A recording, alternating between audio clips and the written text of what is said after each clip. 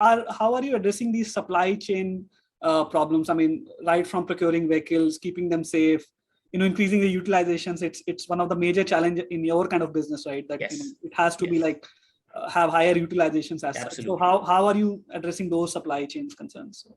No, so there are two questions that you asked. One is the supply chain, Yeah. and second is the utilization. I'll answer them one by one. Sure. So supply chain, I mean, obviously it is still not fully solved, but what we did is that we are one of the biggest buyers of two-wheelers today, Sure. which are electric. Rather the biggest buyer of electric two-wheelers in the country, right? And once you want to get the maximum scale, there are players who would want to serve you, right? That's how we kind of solved the supply chain issues, that we went to the biggest guys and the smallest guys, and we said that this is what we want. Would you need scale?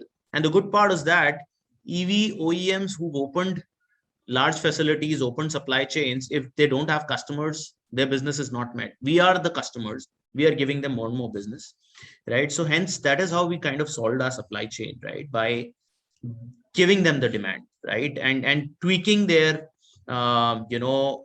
pushing them to produce more, right? Is what I can say. Now, coming to utilization, again, this is part of, and I would still say the supply chain is still not fully solved.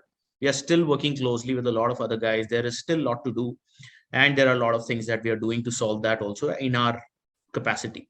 Now, coming to utilization, again, that is the reason why we left personal mobility. The first question that you asked, because when you're putting vehicles at a metro station, you are not able to drive utilization. When we put the drivers on our vehicles, right, then the utilization came in our hands. That how do we motivate them? How do we incentivize them and ensure that they are driving it throughout the day, right? So exactly, which is what we did. We gave enough orders.